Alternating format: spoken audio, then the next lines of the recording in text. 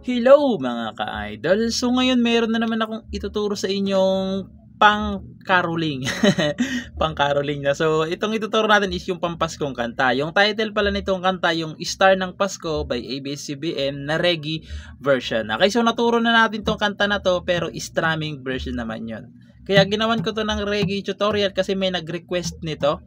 Hindi ko na mahanap yung comment niya. Ilalagay ko sana dyan para at least makita nyo na meron talagang nag-request ng reggae nito. Okay? So, dun sa nag-request, pasensya ka na idol. Hindi ko kasi nakita na yung comment mo. Hindi ko na mahanap. So, ituturo ko na lang to. Sana magustuhan mo. So, ito naman yung, dito mo na sa kanyang reggae pattern. Okay? So, yung reggae pattern natin is yung palagi ko lang itinuturo. Okay? Yung bass na kasama yung string. Okay? So, ganun siya. Tapos, strum down. Tapos, stop sa string. Tapos, strum down ulit. Okay? Ulitin ko. Bass. Strum down. Tap. Tapos, strum down. Okay? Sa kada chords, 2 beses nyo gagawin yan. 2 times. Okay? So, sasampulan ko kayo para mas maintindihan nyo yung tunog. So, ganito siya yung strumming reggae pattern natin. Lilipat na kaagad. Okay? So, ganun yung reggae natin. Okay? Para hindi kayo malito, nilagay ko na rin dyan. So, proceed na tayo dito sa kanyang whole verse. So, yung whole verse niya rito is D. So, yung D dito natin kukunin. Okay? Bali, yung D na dito, ginawa lang natin siyang bar chords. Okay? So, yung D, ito siya sa 5th fret. 1, 2, 3, 4, 5 sa 5th fret nakabar. Sa 7th fret naman ay 2nd string, 3rd at 4th string. Ganito kasi ako mag-ipit ng isang string, ng 3 string sa isang fret. Okay, yan. Depende na lang sa inyo kung ganito, kung saan kayo mas komportable, no? Ayan. D. Tapos dito natin kukunin yung B minor para malapit. Kasi kung dito malayo na. So dito natin kukunin. So yung B minor, ito siya. 1, 2, 3, 4, 5, 6, 7 sa 7th fret na nakabar.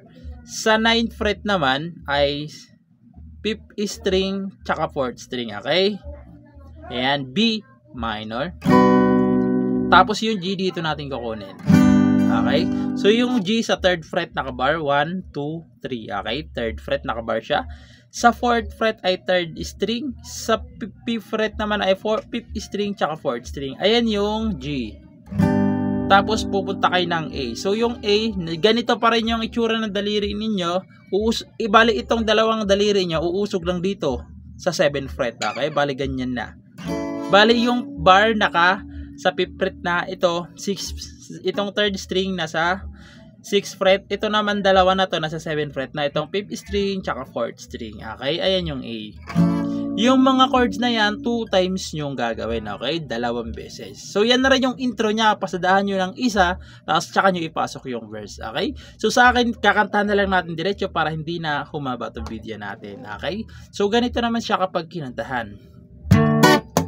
Kung kailan pinakamadilim mga talay, nag-iisa pa gaano man kakapal ang ulap, sa likod nito ay may liwanag. Tapos pre-chorus, ang liwanag na ito. So, papasok na yung kanyang pre-chorus. Okay? So, proceed na tayo doon sa kanyang pre-chorus. So, yung pre-chorus niya rito, hindi ko na isa-isahin yung string kanina kasi naturo na natin, no? So, B minor. Ayan, naturo ko na to. Tapos G. Tapos D, tapos A. Yung 4 na chords na yan, 2 times nyo gagawin. Okay, 2 beses sa pre-chorus. So, sasampulan ko naman kayo ng kanyang kanta para mas maintindihan nyo kung paano siya tugtugin. So, ganito naman siya kapag tinugtog. Ang liwanag na ito ay nasa ating lahat. May sinag ang mga pusong bukas. Sa init ng mga yakap, naghihilom ang lahat ng sugat, ang nagsindi. Papasok na yung chorus. Okay?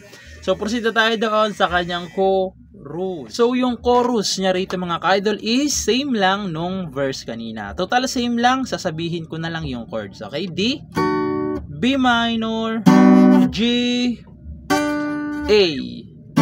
Okay? Ang nagkaiba lang sa chorus is 3 times nyo itong gagawin. Okay? Sa chorus, 3 times na. Kasi doon sa verse, 2 beses lang. Dito sa chorus, 3 beses na. Okay? So, sasampulan ko naman kayo ng kanyang chorus para mas maintindihan nyo kung paano siya tugtugin. So, ganito naman siya kapag tinugtugan. Ang nagsindi nitong ilaw, walang iba kundi ikaw. Salamat sa liwanag mo, muling magkakakulay ang Pasko. Salamat sa liwanag mo, muling magkakakulay ang Pasko.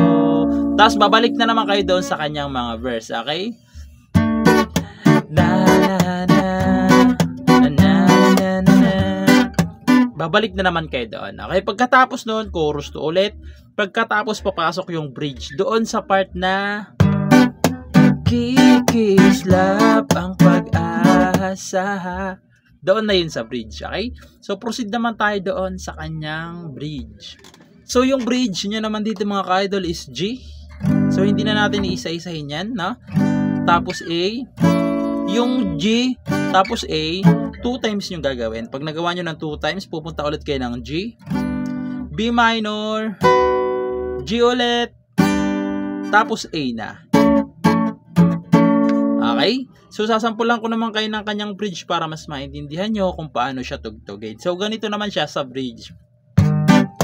Kikislap ang pag-asa kahit hindi naman, dahil ikaw bro, dahil ikaw bro, dahil ikaw bro, ang star na ng Pasko. Tapos babalik na naman kayo sa chorus. Ang nagsindi nitong ilaw. Babalik na naman ulit kayo doon sa kanyang chorus, okay? So, ganun lang naman siya tugtugin. Madali lang siyang i-reggae. Basta marunong lang kayo ng bar chords, okay? So, yun lang. Sana nagustuhan nyo itong tutorial natin. Sa nag-comment nito, sa nag-request nito, pasensya ka na idol. Hindi ko na ilagay yung request mo dyan kasi hindi ko na mahanap. So, ayun lang. Sana nagustuhan nyo yung tutorial natin at good luck sa bago nyong matututunan.